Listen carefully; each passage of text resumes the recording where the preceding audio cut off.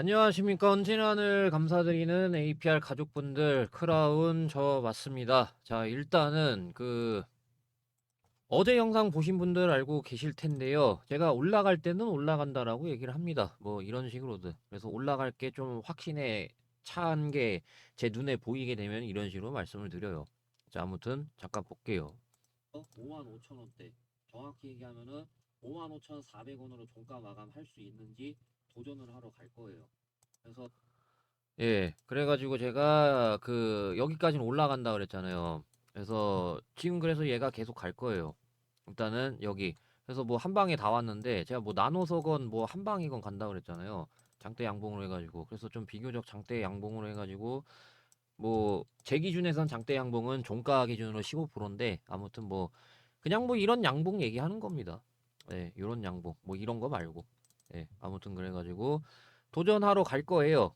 네, 여전히 조금 더 남았는데 그래서 그 관점하고요. 그 관점하고 제가 목요일부터 좀 얘기를 했는데 그러니까 이 영상 목요일이었잖아요.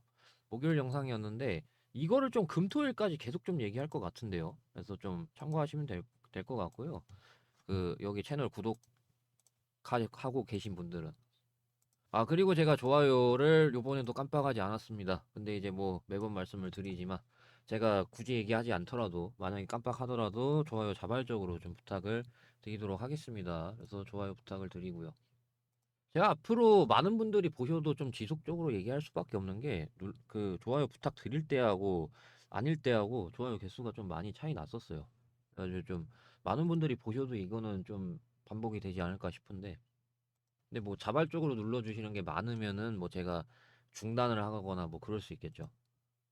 자, 아무튼 그래서 좋아요 부탁을 드리고, 일단은요, 홍콩 얘기를 좀 할게요. 왜냐하면은 막 이제 APR 검색하면은 막 홍콩이 도배가 됐었잖아요. 막 이렇게 다 홍콩 얘기잖아요, 지금. 예, 홍콩 기사만 하더라도 지금 여기 첫 기사부터 해가지고요. 계속 있어요, 이렇게. 예, 다 홍콩이거든요, 이거. 아무튼 그래가지고 홍콩 얘기를 좀 안 할 수가 없다 보니까 홍콩 얘기를 좀 할게요. 그래서 보시게 되면은요. 그러고 나서 좀 관점 얘기할게요. 관점은 어차피 제가 이 영상에서 말씀드렸으니까 그래서 좀 관점은 좀 느긋하게 보세요. 네. 아무튼 그래서 금토일 영상을요. 홍콩 먼저 얘기하고 그러고 나서 이제 좀 관점 얘기하고 네, 그런 방식으로 할 겁니다. 참고하시면 되겠습니다. 자, 아무튼 그래서 지난 2024년 12월 3일부터 15일까지 홍콩 침사추이에서 메디큐브 브랜드 팝업 스토어 진행을 했습니다. 그 아무래도 좀 메인이죠. AGR 부스터 프로 등 이 뷰티 디바이스하고 그 다음에 화장품 라이너 이렇게 해가지고 출동을 했는데 그래서 APR에 따르면 팝업 스토어 기간 동안 일평균 1,500개 육박하는 제품들이 팔렸다고 합니다. 그래서 일일 평균 매출 억 단위로 해가지고 이렇게 됐다라고 해요. 그래서 보시게 되면은 구체적인 금액은 안 나왔네요. 여러 기사들 지금 좀 보고 있는데 구체적인 기사는 안 나왔어요.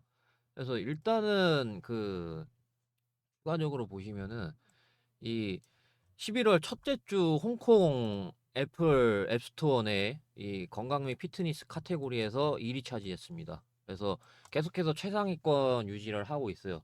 그러니까 이게 굉장히 이거 뭐 별거 아닌가라고 생각할 수 있는데 근데 굉장히 괜찮은 거예요, 이거. 그래가지고 전에 제가 보여드렸었던 여기가 좀 구체적으로 매출액이 나왔죠. 그래서 홍콩 165억 이렇게 요거 분기입니다, 분기. 아시겠죠? 그래서 이 3분기 3개국에서 각각 역대 분기 최대 매출 갱신을 했습니다. 그래서 홍콩은 93%. 그래서 홍콩도 꽤 차지한단 말이에요. 165억 분기입니다. 3분기.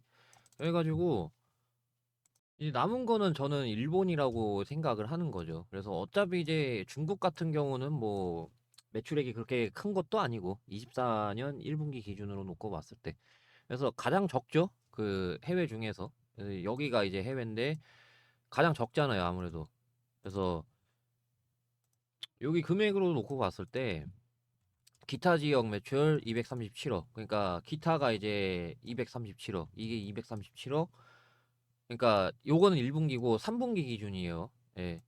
24년 3분기 기준으로는 이게 237억이었고, 그 다음에 이게 396억, 그 다음에 홍콩이 이제 6입니다. 여기 이제 165억, 그 다음에 일본 152억, 예, 이런 식으로 되거든요. 그래서 제가 전에 얘기했었던 이 국내 이 비중이 좀 줄어들면서, 국내 비중이 이렇게 줄어들면서, 여기 이제 미국, 뭐, 일본 그대로라는 가정하에 놓고, 그 중국은 조금 더 좁아지고, 뭐, 홍콩, 뭐, 기타. 이런 방식으로 좀 놀 수가 있겠죠. 네, 네, 요런 식으로. 그래서 매출은 국가별로 여러분들이 이런 식으로 잡으면 될 것 같아요. 그래서 차라리 국내 매출이 줄어드는 게 나아요. 국내 매출이 줄어들면 줄어들수록 오히려 좋아요. 왜냐하면은 저는 국내는 항상 한계적인 시장이라고 보고 있기 때문에 시장 자체가 한계성. 아무리 이제 화장품이 다 떨어지면은 좀 강제적으로 사야 되는 그게 있는데, 그러니까 저는 소비자층이 한정돼 있다라고 생각을 하는 거죠. 국내 같은 경우는. 그래서 차라리 이제 저는 국내 매출이 줄어들면 줄어들수록 아예 그냥 빵이 돼도 괜찮다라는 거죠. 아예 빵이 돼도 그 해외는 더 무궁무진하니까. 그러니까 제가 이런 그 얘기를 하는 게, 제가 옛날에 보여드린 적이 있잖아요. 그 뷰티 디바이스 판매량 전망해가지고 이런 식으로 지금 제가 보여드린 게 있는데, 이게 한국이란 말이에요. 자, 이 빨간색이 한국이에요. 우리나라. 자, 이게 한국이란 말이에요. 그래서 2027년, 2030년도 놓고 봤을 때 이게 한국, 그리고 이게 미국이란 말이에요. 여기 보세요. 시장이 얼마나 넓습니까? 예. 그래서 차라리 우리나라는 한계가 있기 때문에 성장성이라던가 한계, 이게 너무 뚜렷하기 때문에 차라리 이제 이쪽으로 빠져야 된다라는 거죠. 이쪽으로. 그래야 이제 시장이 요 시장만 할 수 있다라고 하면 이렇게 넓어지니까, 시장이 이런 식으로 광범위하게 넓어지다 보니까 차라리 우리나라 매출이 줄어들어야 된다라는 거예요. 그러고 이제 해외 쪽으로. 그렇기 때문에 APR이 지금 계속 이제 뭐 홍콩, 일본, 미국, 뭐 유럽 이런 식으로 계속 넓혀 가려고 하는 게 그런 거죠, 아무래도. 뭐 어찌 보면 당연한 얘기일 수 있겠죠. 예, 근데 이게 쉽지 않은 일이에요. 쉽지 않은 일인데 APR이 지금 잘 해내고 있다는 것 자체가. 그래서 저는 이미 좀 이러한 데이터들을 봤기 때문에, 이런 데이터들을 봤기 때문에 제가 안 깨질 거라고 얘기했었던 게 그거였어요. 이 이후로도 그렇고. 제가 여기까지 빠질 때도 이거 안 깨질 거라고 그랬잖아요. 그래서 이제 심지어 이때 그랬죠. 이때 그동안 고생 많으셨다라고. 자, 그래가지고 이제 좀 관점을 말씀을 드릴 건데, 그래서 동일해요. 그래서 얘가 도전하러 갈 건데, 근데 다만 그거는 있죠, 당연히. 자, 도전을 하러 갈 겁니다. 근데 종가로 못 뚫고 밀리면요, 이런 식으로 밀려버리면은요, 자, 도중엔 뚫을 수 있어요. 근데 이렇게 밀리잖아요. 그러면은 많이 빠지면 5만 원까지 빠질 수가 있어요, 이게. 예. 그래서 어제 영상 보신 분들은 어제 영상 봤으니까 뭐 그렇게 생각할 수 있는데, 지금 처음 들으시는 분들은 이게 그럴 수 있다라고 생각할 수 있잖아요. 자, 뭐 물론 안 올 수 있어요. 예. 뭐 물론 뭐 이렇게 하고 뭐 이렇게 될 수 있어요. 이렇게 될 수 있는데, 근데 저는 여기에서 좀 한이 맺혔어요, 개인적으로. 여기서 여러분들한테 충격 완화요법을 드렸어야 되는데 못 드렸단 말이에요. 제가 여기까진 빠질 거라고 그랬잖아요. 여기까지는 빠질 거라고, 여기서 매도해야 된다라고, 연기금 아까 저 보여드린 것처럼. 그래서 연기금 2거래 이상 하면은 목표가 안 왔어도 매도해야 된다 그랬잖아요. 그 이후로 여러분들한테 충격 완화 요법을 드렸어야 되는데 못 드렸어요, 여기서. 그래서 그거에 좀 한이 맺혔어요. 그러다 보니까 안 내려올 수도 있는데 충격 완화 요법을 드리는 거예요. 여기까지 다시 빠지면은 어느 정도 패닉이 올 수도 있잖아요. 그거에 대한 충격 완화 요법인 거예요. 안 올 수 있어요. 안 올 수 있는데, 예. 어느 정도 충격 완화하시라고. 만약에 낮은 확률로 왔을 때 충격 완화하라고. 그래서 제가 이렇게 말씀드리는 거예요. 그래서 밀리면은요 5만 원까지 빠질 수는 있어요. 이렇게 해서 종가로 못 들으면은 5만 원까지는 빠질 수 있어요. 이렇게 해가지고 추세 하단이라던가 맞닥뜨린단 말이에요. 그래서 이렇게 빠질 수는 있는데 이거 이탈은 안 할 거라고 보는 거죠. 저는 이렇게 되면은. 왜? 외부 환경이 다 좋으니까. 미국도 그 아마존 블랙 프라이데이도 괜찮았죠. 예. 그리고 홍콩도 이번에 괜찮았어요. 일본 안 좋을까요? 일본 안 좋아도 타격은 좀 있을 수 있겠지만은 그렇게 차지하는 비중이 여기가 사실상 이 세 개가 저는 문제라고 보는 거죠. 이 세 개가 문제라고 보고 있기 때문에 여기랑 여기가 동시 타격만 없으면 돼요. 아시겠죠? 그래서 저는 뭐 일본도 그렇고 기타 지역도 그렇고 괜찮을 거라고 봅니다. 예. 이게 올해 3분기뿐만 아니라 뭐 4분기는 당장 안 드러날 수도 있어요. 4분기는 당장 안 드러날 수도 있는데 뭐 2025년 올해가 되겠죠, 올해.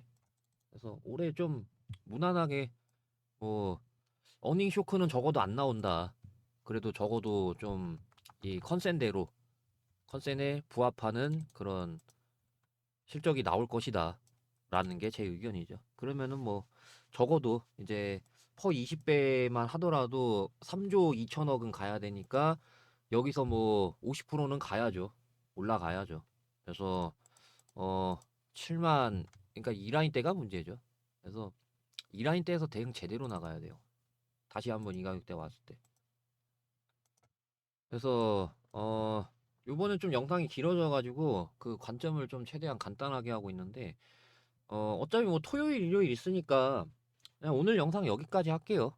네. 그러고 나서 이제 뭐 토일 걸쳐 가지고 뭐 더 상세하게 말씀드린다거나 그럴게요. 감사합니다. 크라운이었습니다.